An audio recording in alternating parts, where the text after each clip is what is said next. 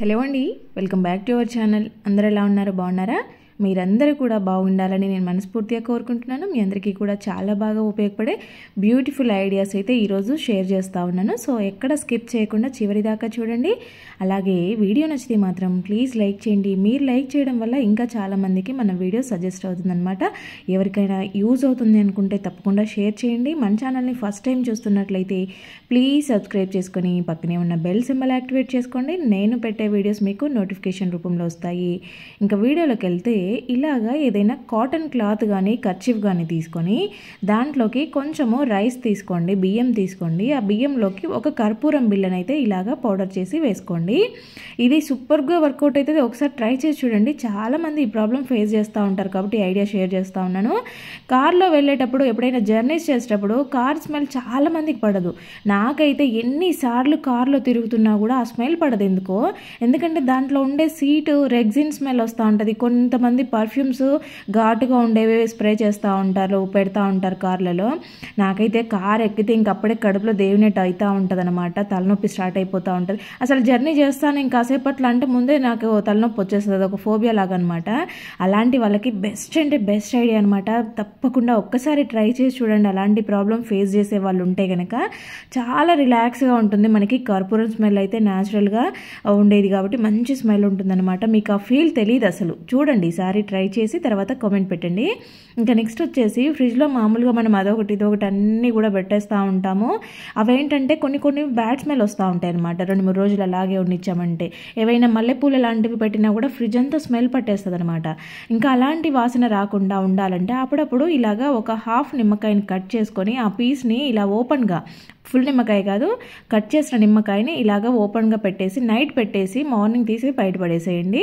మీకు ఆ ఫ్రిడ్జ్లో ఉండే స్మెల్ అంతా వెళ్ళిపోద్ది. మంచి లైమ్ స్మెల్లే ఉంటుందన్నమాట. నిమ్మకాయ స్మెల్ రాకపోయినా కూడా బ్యాడ్ స్మెల్ అయితే రిమూవ్ అయిపోద్ది. ఖచ్చితంగా ట్రై చేసి చూడండి ఇలాంటి ప్రాబ్లం ఉంటే కనుక.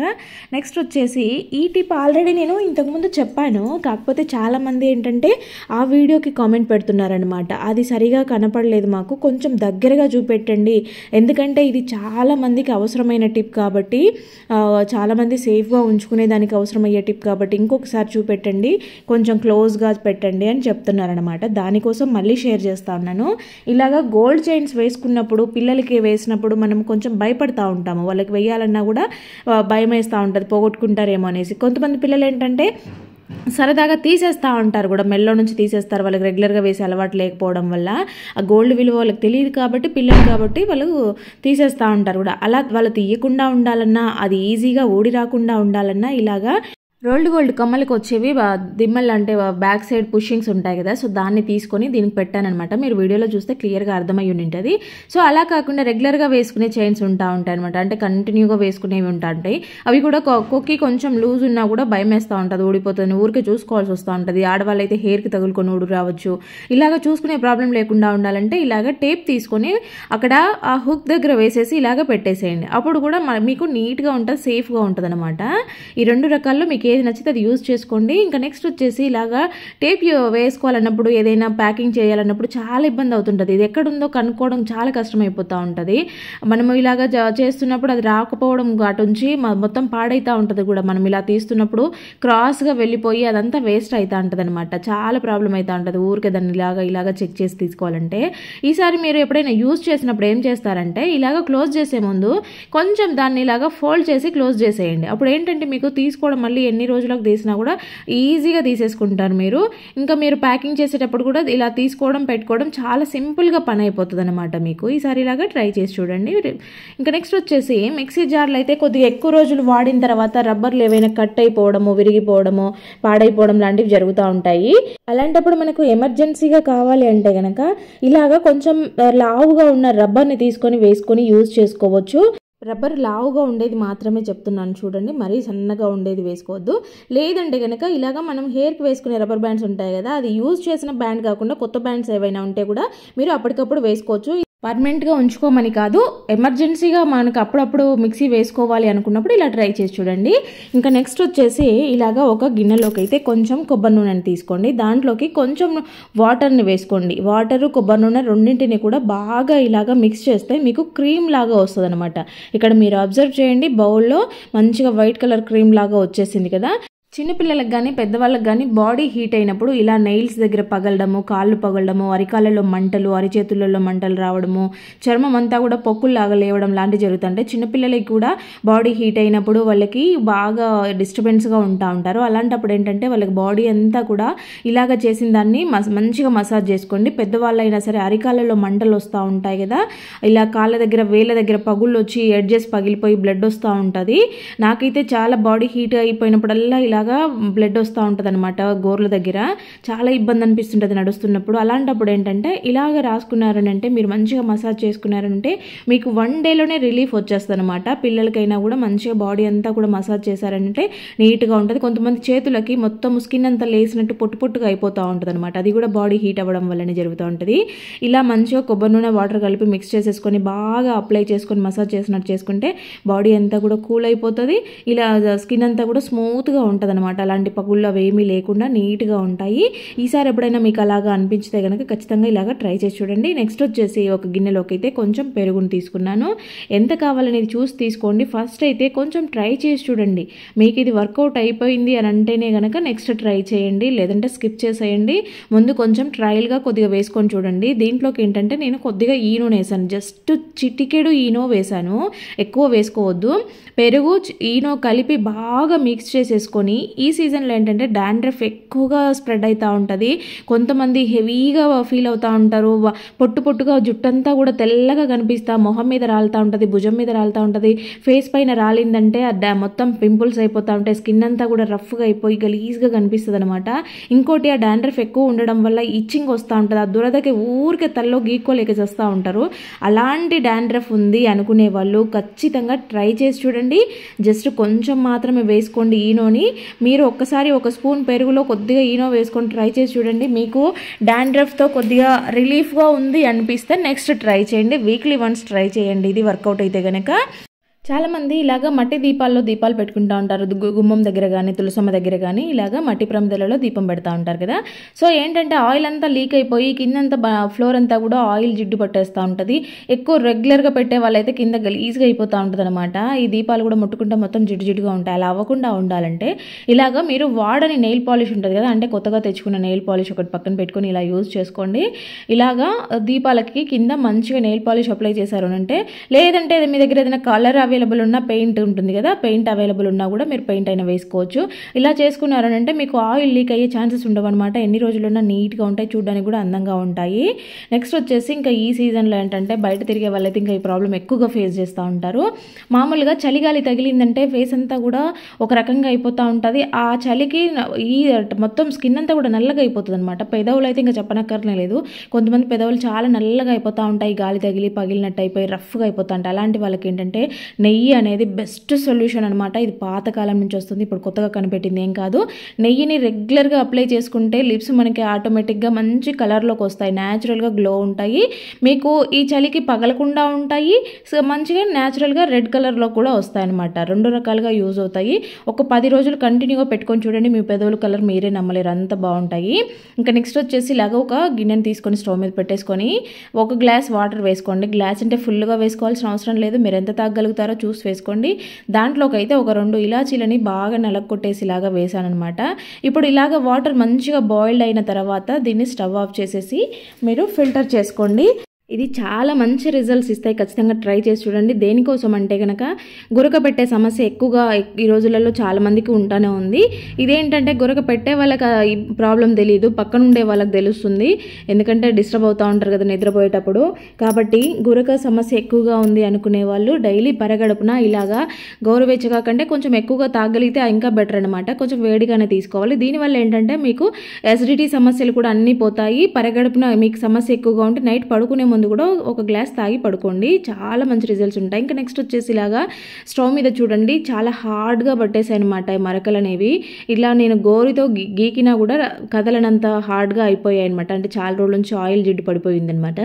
సో ఇలాంటి మరకల్ని కూడా చాలా సింపుల్గా చాలా ఈజీగా పోగొట్టే బెస్ట్ లిక్విడ్ చూపిస్తాను చూడండి. మనం దీనికోసం వేరే హడావిడి పడాల్సిన అవసరం లేదు.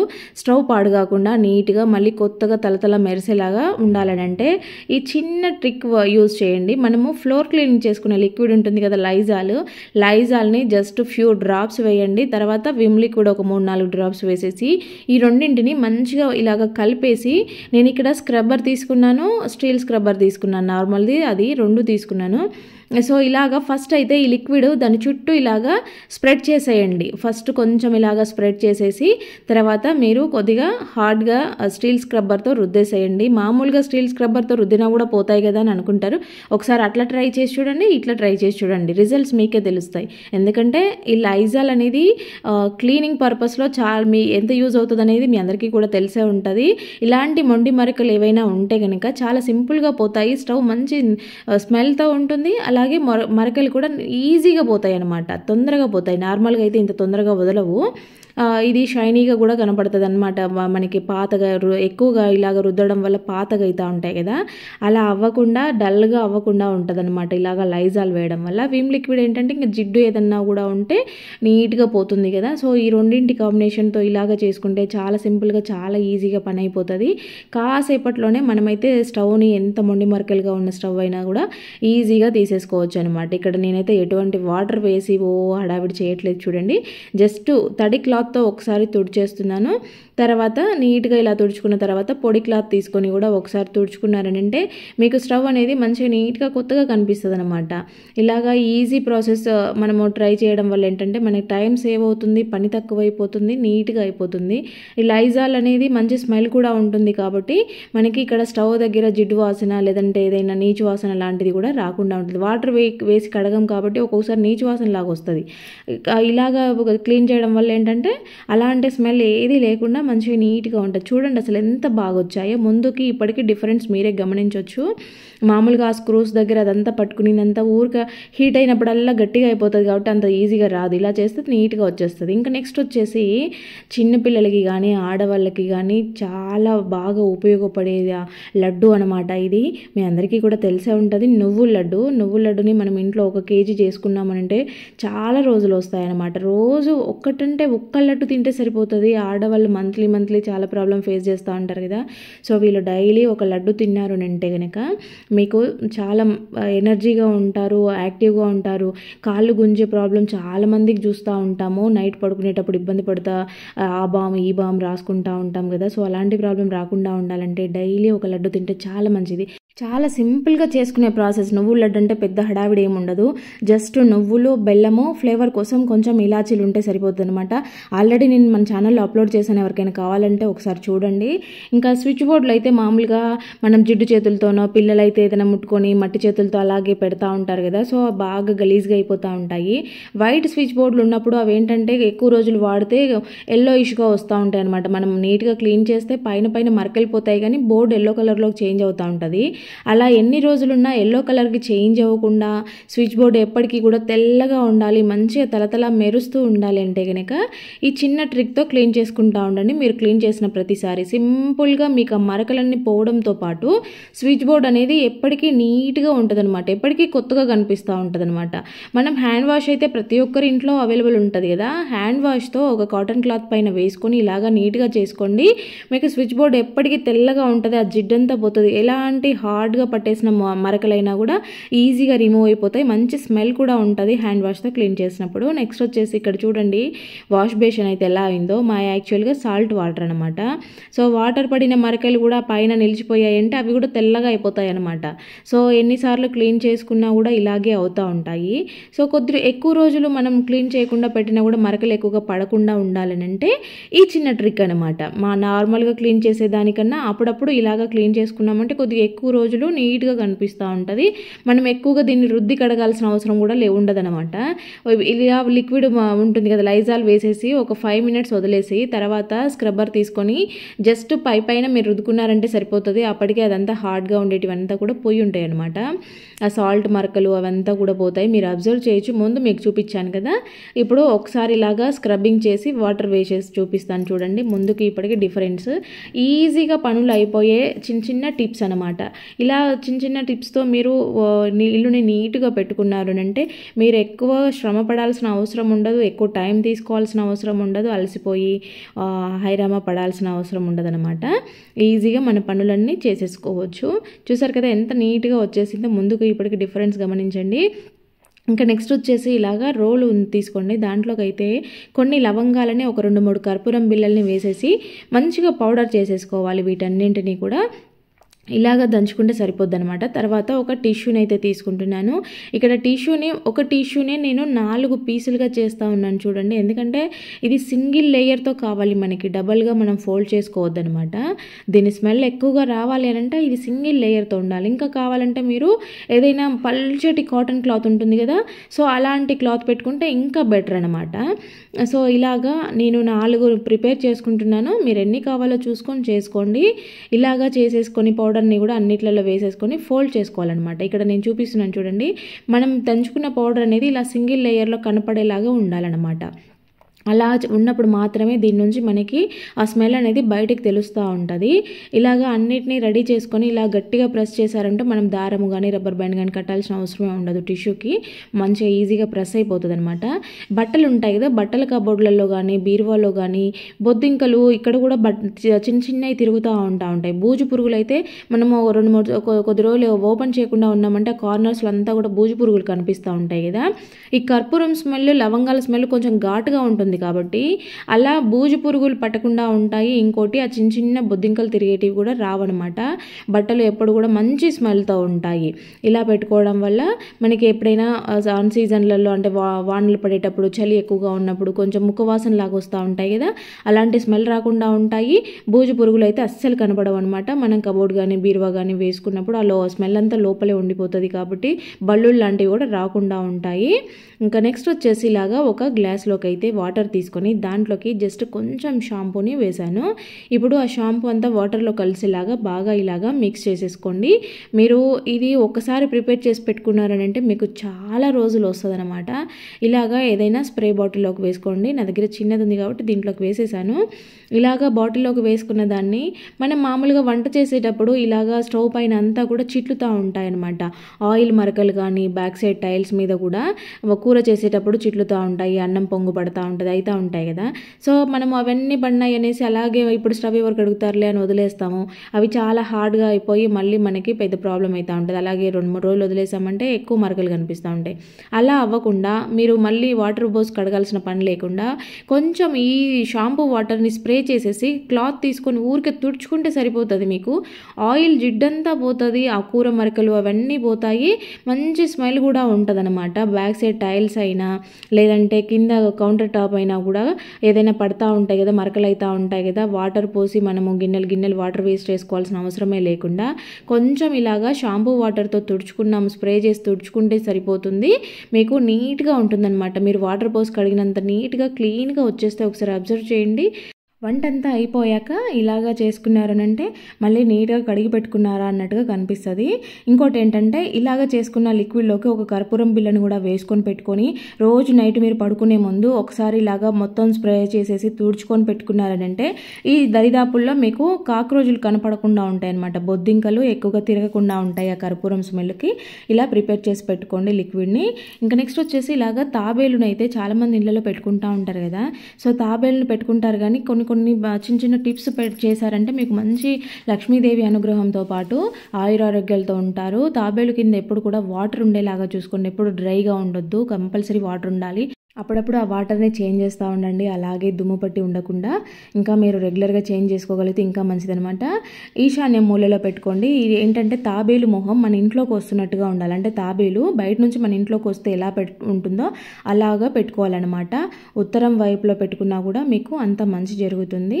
ఇలా తాబేలు ఇంట్లో ఉండడం శుభ సూచకమే కాబట్టి ఇలాగా చేసుకోండి. వాటర్ ఉండేలాగా, 2 కాయిన్స్ ఉండేలాగా, అలాగే మొహం మన ఇంట్లోకి వస్తున్నట్టుగా ఉండేలాగా చూసుకోండి. ఇంకా నెక్స్ట్ వచ్చేసి ఇలాంటివి అయితే మనకి షర్ట్స్ కానీ టీ షర్ట్స్ కానీ కొన్నప్పుడు ఇలాంటివి ప్యాకింగ్ చేసిన దానికి వస్తాయి కదా. సో మామూలుగా ప్యాకింగ్ తీసి పడేస్తూ ఉంటారు, కానీ ఇలాంటివి ఎత్తి పెట్టుకుంటే మనకి చాలా రకాలుగా యూజ్ అవుతాయి. మల్టీపర్పస్ ఆర్గనైజర్ ఇదైతే. ఇలాగా పిల్లలు చదువుకునేటప్పుడు కానీ లేదంటే దేవుడి బుక్ మనం ఏదైనా చదువుకుంటున్నప్పుడు కానీ పేపర్స్ లేస్తూ ఉంటాయి కదా, వాళ్ళు ఏదైనా బుక్ ముందు పెట్టుకొని రాసుకుంటున్నప్పుడు లేవకుండా ఉండాలంటే ఇలాగా యూజ్ చేసేసుకోవచ్చు. అంతేకాకుండా మనం ఏదైనా పేపర్ చదివి ఆ పేపర్ని మళ్ళీ మనం బుక్ క్లోజ్ చేసినప్పుడు మర్చిపోకుండా ఉండాలంటే కూడా ఇది ఇలాగా మంచిగా యూజ్ అవుతుందన్నమాట. మళ్ళీ ఈజీగా ఐడెంటిఫై చేస్తూ ఉండొచ్చు. దీంట్లో ఎన్ని పేపర్లైనా మనం ఇలాగా పెట్టుకోవచ్చు.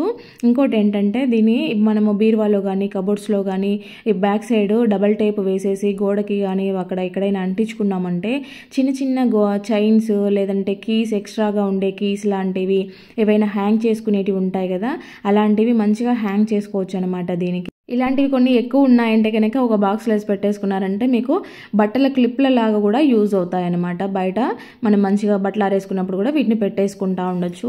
ఇలాంటివన్నీ కూడా మనకి అంత అవసరమా అని కొంతమంది అనుకుంటూ ఉంటారు. ఇలాంటివి చిన్న చిన్నవి యూజ్ చేసేవి రీయూజ్ చేసుకునే ఐడియాస్ కోసం కొంతమంది చూస్తూ ఉంటారు. అలాంటి వాళ్ళ కోసం చెప్తున్నాను అనమాట. కొంతమంది అనుకుంటూ ఉంటారు ప్లాస్టిక్ని, మన ఛానల్లో ఇలాంటి ఐడియాస్ చాలా ఉన్నాయి కదా, రీయూజెస్ ఐడియాస్ అంటే వేస్ట్ బాటిల్ క్రాఫ్ట్ ఐడియాస్, అంటే మనం పడేసే వాటితో మళ్ళీ ఎలా రీయూజ్ చేసుకోవచ్చు అని కొంతమంది అనుకుంటూ ఉంటారు. ప్లాస్టిక్ని వాడొద్దు అంటుంటే మళ్ళీ ప్లాస్టిక్ రీయూజ్ చెప్తున్నారని ఒక 2-3 కామెంట్స్ కూడా వచ్చాయన్నమాట. ఇక్కడ నేనేం చెప్తున్నానంటే ఇప్పుడు ఇలాగా మనము ఇది యూజ్ చేసుకుంటే ఒక బట్టల క్లిప్లే అనుకుందాము లేదంటే హ్యాంగర్స్ అనుకుందాము, ఇలాంటివి యూజ్ చేసుకుంటే మనం ఆల్రెడీ కొన్నవే ఇవి, మనం దీన్ని పడేస్తే చెత్తలోకి వెళ్ళిపోతుంది. అదే పడేయకుండా యూజ్ చేసుకుంటే దీని బదులు ఇంకో ప్లాస్టిక్ ఐటమ్ మనం కొనకుండా దీన్ని యూజ్ చేసుకుంటాం. అంటే మనం ఒక ఐటమ్ కొనకుండా మనకు మనీ సేవ్ చేసుకోవచ్చు. దానితో పాటు మనం కొనలేదు అంటే ఆ ప్రోడక్ట్ కూడా ఇలాగ అందరూ యూజ్ చేసుకుంటా ఉంటే ప్రోడక్ట్ కూడా తయారు చేయడం తగ్గించేస్తారు కదా. సో మనము ఇంకొక ప్లాస్టిక్ ఐటమ్ని తయారు చేయడానికి తగ్గించినట్టే కదా. మనం ఇలా రీయూజ్ చేసుకుంటున్నప్పుడు మనం దీన్ని చెత్తలో పడేసి ఇంకో ప్లాస్టిక్ ఐటమ్ కొనుక్కుంటా ఉండి ఇంకొక ఐటమ్ మనం ఇంటికి తెచ్చుకోవడము చెత్తలో పడేయడం ఇలాంటివి జరగకుండా ఆపిన వాళ్ళమే అవుతాం, కానీ దీన్ని మళ్ళీ పెంచి పోషించిన వాళ్ళం అవ్వము ప్లాస్టిక్ని. ఇంకా నెక్స్ట్ వచ్చేసి ఇలాగా వంకాయలు అయితే తీసుకున్నాను.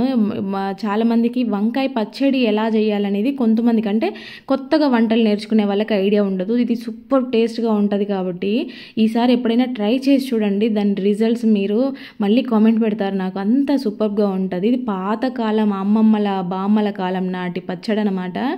సో వంకాయలను అయితే నిప్పులు మీకు బొగ్గులు కానీ నిప్పులు కానీ అవైలబుల్ ఉంటే వాటి మీదే కాల్చుకోండి. మాకు లేవు కాబట్టి ప్రస్తుతం స్టవ్ మీద కాల్చాల్సి వస్తుంది. ఇలాంటి గ్రిల్ మీద పెట్టుకొని మంచిగా ఇలాగ కాల్చుకున్న తర్వాత దానిపైన ఉండే ఈ నల్ల పొట్టు తీసేయాలన్నమాట. మళ్ళీ ఈ పొట్టు తింటే క్యాన్సర్ వస్తుంది, ఇలా తినకూడదు అలా తినకూడదు అనుకునేరు.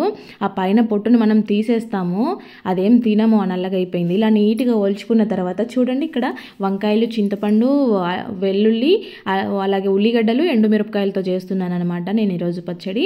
ఇక్కడైతే ఫస్ట్ ఎండుమిరపకాయలని వెల్లుల్లిని కొంచెం సాల్ట్ వేసేసి మంచిగా ఫైన్గా మిక్సీ వేసేసుకోవాలి. రోల్ అవైలబుల్ ఉంటే రోట్లో దంచుకుంటే అబ్బా ఆహా అంటారు, అంత టేస్టీగా ఉంటుంది ఈ పచ్చడి. వంకాయలను ఒలుచుకున్న తర్వాత ఇలాగా మిడిల్లో కట్ చేసి చూసుకోవాలి లోపల ఏదైనా పురుగు ఏదైనా ఉంటుందేమో. ఇంకా నెక్స్ట్ వచ్చేసి ఇవన్నీ వేసేసి మంచిగా ఇలాగా గ్రైండ్ చేసుకోవాలి. మరి మెత్తగా ఫైన్ పేస్ట్ చేయకూడదు, మనకి తినేటప్పుడు ఆ పీసెస్ తగులుతూ ఉంటే బాగుంటుంది అనమాట. ఇంకా పోపు వేసుకోవాలి. దానికోసం నేను ఇక్కడ ఆవ నూనె వాడుతున్నాను, ఆవాలతో చేసిన నూనె వాడుతున్నాను. పోపు దినుసులు అన్నీ వేసేసుకొని కరివేపాకు వేసుకొని అది కొంచెం ఫ్రై అయ్యాక సన్నగా తరిగిన ఉల్లిపాయ, జస్ట్ ఇది మనకి తగలడం కోసమే ఉల్లిపాయ అనేది, పచ్చిగా కూడా తినొచ్చు. ఇలా కొంచెం మగ్గిన తర్వాత మనం గ్రైండ్ చేసుకున్న ఈ పచ్చడిని వేసేసుకొని ఒకసారి కలిపేసుకోవాలి. ఎక్కువసేపు మగ్గాల్సిన అవసరం లేదు, ఒక 2 minutes ఇలాగా మొత్తం ఆయిల్ కలిసేదాకా ఉండిచ్చేసి స్టవ్ ఆఫ్ చేసుకొని మంచిగా వేడి వేడి అన్నంలో తింటుంటే ఉంటుంది అబ్బా ఆహా అంటారు. కొంచెం నెయ్యి వేసుకొని ఈ టేస్ట్ని ఎంజాయ్ చేయండి. ఒకసారి ఇలా వంకాయ పచ్చడి చేసుకొని చూడండి, ఇంకా రెగ్యులర్గా చేసుకుంటారు. ఇదేంటంటే దోశలోకి, చపాతీలోకి, రోటీలోకి, ఇడ్లీలోకి, సంగటి, అన్నము రకరకాలుగా మల్టీపర్పస్ కాంబినేషన్ అనమాట. ఇది దేంట్లోకైనా సూపర్గా ఉంటుంది అసలు. మనం ఇంకా వేరే చేసుకోవాల్సిన అవసరమే లేదు, అంత బాగుంటుంది. ఒకసారి చేసి నాకు కామెంట్ పెట్టండి. ఇంకా నెక్స్ట్ వచ్చేసి ఇక్కడ గిన్నెను చూసారా ఎలా మాడిపోయిందో, చాలా హార్డ్గా మాడిపోయింది. మామూలుగా ఇంట్లో అప్పుడో ఇప్పుడో పాల గిన్నెలు టీ గిన్నెలు కంపల్సరీ మాడిపోయింది మాడిపోతూ ఉంటాయి. మనం ఎక్కువ క్వాంటిటీ పెట్టినప్పుడు కొంచెం చూసుకుంటాం, కానీ ఏదైనా కొంచెమే పెట్టినప్పుడు ఖచ్చితంగా మాడిపోతూ ఉంటాయి కదా. సో ఇలాగా మాడిపోయిన గిన్నెల్ని ఇంకేం చేయలేక పడేస్తూ ఉంటారు చాలామంది. నేను కూడా ఒకప్పుడు పడేసేదాన్ని. కాకపోతే ఈ ట్రిక్ యూజ్ చేసిన దగ్గర నుంచి ఎంత గిన్నె మాడిపోయినా కూడా మళ్ళీ రీయూజ్ చేసుకుంటున్నాను అనమాట. దీనికోసం అయితే నేను ఇక్కడ థమ్స్ అప్ యూజ్ చేస్తున్నాను. కోక్ ఉంటే మీ దగ్గర కోకోకోలా ఉంటుంది కదా, సో అదైనా వేసుకోవచ్చు అనమాట. ఇక్కడైతే దీంతో నేను ఈరోజు మీకు చేసి చూపిస్తాను. ఎందుకంటే చాలా వీడియోస్లో కోక్తో అట్లా పోయేగానే ఇట్లా మాడిపోయిందంతా పోతుంది కదా, మనకు కూడా అట్లా పోతుందేమో చూద్దామని దీన్ని ట్రై చేస్తూ ఉన్నాను. లాస్ట్లో రిజల్ట్స్ అయితే మీరే చూడండి. దాంట్లోకి కొంచెము బేకింగ్ సోడాని వేశాను, అలాగే కొద్దిగా వెనిగర్ని కూడా వేశాను. కొంచెం పెద్ద గిన్నెనే తీసుకోండి ఇలాంటివి యూజ్ చేసేటప్పుడు, ఎందుకంటే పొంగుతుంది అనమాట. ఇది బేకింగ్ సోడా వెనిగర్ రియాక్షన్ అనేది ఇలాగా ఉంటుంది అనమాట. తర్వాత దీంట్లోకి కొంచెం సాల్ట్ కూడా వేసేసి ఇప్పుడు దీన్ని మీరు స్ప్రే బాటిల్లోకి వేసుకొని స్టోర్ చేసుకొని ఏదైనా క్లీనింగ్ పర్పస్లో యూజ్ చేసుకుంటూ ఉండొచ్చు. నేనైతే ఇక్కడ కొంచెం పేస్ట్ని కూడా యాడ్ చేసేసి ఈరోజు ఈ లిక్విడ్తో మనమైతే ఆ మాడిపోయిన గిన్నెని క్లీన్ చేసి చూద్దాము. ఇలాగా మంచిగా మిక్స్ చేసుకున్న తర్వాత ఈ లిక్విడ్ని గిన్నెలోకి వేసేసి అయితే కొద్దిసేపు నానబెట్టేస్తాను. ఒక 10 minutes పక్కకు పెట్టేస్తాను. నానిన తర్వాత ఎలా వస్తుందో చూద్దాము. మామూలుగా అయితే వీడియోలో చూపించినంత ఇదిగా అయితే మనం వెయ్యగానే దీంట్లో నుంచి రియాక్షన్ అయితే రాలేదనమాట. ఎలా ఉన్న గిన్నె అలాగే ఉంది, వాటర్ పోస్తే ఎలా ఉంటుందో అలాగే ఉంది. కాకపోతే ఏంటంటే ఆ పైన ఉండే లేయర్స్ మాత్రం లేసి వచ్చాయి. ఇలా స్పూన్తో గీకుతుంటే కొంచెంగా పోతుంది, కానీ మరి మొత్తానికే తెల్లగా అయిపోవడం లాంటివి అయితే జరగలేదు. కొద్దిగా హార్డ్గా ఉండేటి గట్టిగా గీకాల్సి వస్తుంది. కొన్ని అయితే పోవడం లేదనమాట. చూద్దాము. ఇంక ఇప్పుడు మామూలుగా నేను చేసే ప్రాసెస్ అనమాట ఇది. థమ్స్అప్ కోకోకోలా ఏం వేయకుండానే మిగిలినవి baking soda, vinegar, salt, Vim liquid వేసేసి ఇలాగా వాటర్ వేసేసుకొని స్టవ్ మీద పెట్టేసి మరిగించుకోవాలన్నమాట. ఇలాగ మరిగిస్తే ఏంటంటే ఆ మరుగుతున్న టైంలో అది వేడికి కింద ఉండే మాడిపోయిన పెచ్చులన్నీ కూడా లేసి వస్తాయన్నమాట. ఇలాగా వేడి చేసుకుంటున్నప్పుడు ఈజీ ప్రాసెస్ అనమాట. మీరు ఎంతన్నా గిన్నె మాడిపోనివ్వండి, కంపల్సరీ ఇది వర్కౌట్ అవుతుంది. ఖచ్చితంగా ట్రై చేయండి ఈసారి ఎప్పుడైనా మీకు గిన్నె మాడితే కనుక. అయితే ఇక్కడ కోక్ వేయకపోయినా సరే మనకి ఇలా నీట్గా వచ్చేస్తుంది అనమాట. ఎందుకంటే నేను ఆల్రెడీ ఇంతకుముందు కూడా కొన్ని వీడియోస్ పెట్టాను, ఆల్రెడీ మాడిపోయిన గిన్నెల్ని నా ప్రాసెస్లో నేను చూపించాను. బాగా వర్కౌట్ అయ్యింది. అయితే ఇది ఇంకా చాలా సింపుల్గా ఈజీగా అయిపోద్దేమో చూద్దాము, వేరే వాళ్ళ వీడియోస్లో చూసాం కదా అని అనుకున్నాను, కానీ అది అసలు ఏమీ రిజల్ట్ లేదు. మనం కోక్ బదులు వాటర్ పోసుకున్నా కూడా ఇలాగే వచ్చేస్తుంది అనమాట. కాబట్టి థమ్స్అప్ కానీ కోకోకోలా కానీ వీడియోస్లో చూసి మీరు ఎలా ట్రై చేయొద్దు. నార్మల్గా మిగిలిన ఇంగ్రీడియంట్స్ అన్నీ వేసేసుకొని వాటర్ వేసేసుకొని స్టవ్ మీద పెట్టి బాయిల్ చేసుకోండి. ఆ బాయిల్ అయ్యేటప్పుడు మంచిగా పెచ్చులన్నీ లేసిపోయి నీట్గా వచ్చేస్తుంది. చూడండి గిన్నె ఎంత తలతలా మెరుస్తూ ఉందో, ఎంత మాడిపోయినా కూడా మళ్ళీ మంచిగా యూజ్ చేసుకోవచ్చు అనమాట మనము. ఇంకా నెక్స్ట్ వచ్చేసి యాపిల్స్ అయితే పిల్లలకు పెట్టి ఇవ్వాలని మనం కడిగి ఇవ్వడమో లేదంటే కట్ చేసి ఇవ్వడం చేస్తూ ఉంటాం. వాళ్ళకి స్నాక్స్గా కూడా పెట్టిస్తూ ఉంటాం కదా. సో పైన వ్యాక్స్ చూడండి ఎలా ఉందో. సో ఈ వ్యాక్స్ అంతా వాళ్ళు తినేస్తూ ఉంటారు మనం ఇలాగే కట్ చేసి ఇస్తే. అలా అవ్వకుండా ఉండాలంటే ఒకటి మీరు దీనిని ఇలా పీల్ చేసన్నా ఇవ్వండి, అంటే మామూలుగా పైన లేయర్ తీసేసన్నా ఇవ్వండి. లేదంటే కనుక నేను చూపిస్తాను చూడండి, ఇది వ్యాక్స్ అంతా కూడా మనకి హాట్ వాటర్లో వేస్తే కరుగుతుంది. కాబట్టి హాట్ వాటర్లో తీసి ఒక 2 minutes హాట్ వాటర్లో ఉంచేసి తర్వాత పిల్లలకి ఇవ్వండి. లేదంటే కనుక పైన పీల్ చేసి ఆ లేయర్ అంతా తీసేసి ఇవ్వండి. పైన లేయర్ తీస్తే నల్లగైపోతుంది కాబట్టి హాట్ వాటర్లో వేయడం బెస్ట్ ఐడియా అనమాట.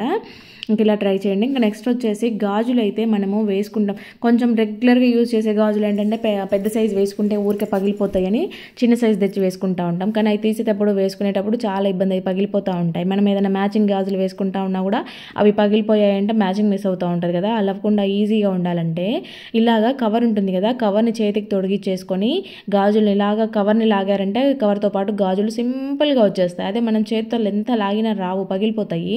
ఇలాగ వేసుకునేటప్పుడు కూడా సేమ్ ప్రాసెస్ అనమాట. మనము ఈ కవర్ని తొడిగిచ్చేసుకొని గాజులు ఇలా వేసుకుంటే చూడండి ఎంత ఈజీగా ఎక్కిపోయాయో. ఇలాగా సింపుల్గా యూజ్ చేసేసుకోవచ్చు అనమాట, గాజులు వేసుకున్నా తీసుకున్నా. నెక్స్ట్ వచ్చేసి ఆనియన్స్ 1-2 కట్ చేస్తే పర్వాలేదు, కానీ మనం ఎక్కువ ఆనియన్లు కట్ చేసుకుంటా అన్నప్పుడు కళ్ళలో వాటర్ వస్తూ ఉంటాయి, కళ్ళు తెరచలేము కూడా ఒక్కొక్కసారి, అంత ఘాటుగా ఉంటాయి. అలాంటప్పుడు ఇలా గ్లాస్లో వాటర్ పెట్టుకొని చాక్ని వాటర్లో ముంచుతూ కట్ చేసుకున్నారనంటే ఆ ఘాటుతనం అంతా కూడా వాటర్లోకి వెళ్ళిపోతుంది, మనకి కళ్ళలో నుంచి వాటర్ రావు. ఇంకా కొంచెం మనం ఎక్కువ ఎక్కువ ఆనియన్స్ కట్ చేసుకున్నప్పుడు ఏంటంటే 1-2 మిగిలిపోయినాయి అనుకోండి, బయట పెడితే వాడిపోతాయి అని ఫ్రిడ్జ్లో పెడతాం. ఫ్రిడ్జ్ అంతా కూడా గబ్బు స్మెల్ వస్తూ ఉంటుంది. అలా అవ్వకుండా ఉండాలని అంటే మనము వంటకి వాడే నూనె ఉంటుంది కదా, సో ఆయిల్ని కొంచెం తీసుకొని ఇలాగా ఆనియన్కి అప్లై చేసేసి మీరు బయటే పెట్టుకోండి, ఫ్రిడ్జ్లో పెట్టాల్సిన అవసరం లేదు. బయట పెట్టినా కూడా ఫ్రెష్గా ఉంటాయి, అసలు ఆనియన్ స్మెల్లే తెలియదు అనమాట మనకి. ఇలాగా ఈసారి ట్రై చేసి చూడండి. నెక్స్ట్ వచ్చేసి ఇలాగా 2 పాతవి వాడేసిన దీపాలు ఉన్నాయన్నమాట. సో ఇంకా వీటిని ఊరికే పడేయడం ఎందుకని ఇలాగా రీయూజ్ చేస్తూ ఉన్నాను. సో ఇలాగ దీపాలని తీసుకొని దాంట్లోకి అయితే నేను కొంచెం సాల్ట్ తీసుకున్నాను. ఆ సాల్ట్తో పాటు ఇక్కడ షాంపూ యూజ్ చేస్తూ ఉన్నాను. మరీ ఎక్కువ వేసుకోవాల్సిన అవసరం ఏం లేదు, జస్ట్ కొంచెం వేస్తూ ఉన్నాను. రెండింట్లో కూడా ఫస్ట్ సాల్ట్ వేసేసి తర్వాత షాంపూని వేసేసుకోవాలి. ఇలాగ మనం షాంపూ వేసుకున్నప్పుడు ఏంటంటే అవి 2 కూడా కలిసిపోయి గట్టిగా అయిపోతుంది అనమాట. మనకి మళ్ళీ చేతికి అంటుకుంటుందేమో అనుకునేరు, అలా ఏం అవ్వదు. 2 కలిసిపోయి మంచిగా గడ్డలాగా అయిపోతాయి. తర్వాత దానిపైన కొంచెం జవాదుని వేస్తూ ఉన్నాను. జవాద్ అనేది పూజా స్టోర్లో అవైలబుల్ ఉంటుంది.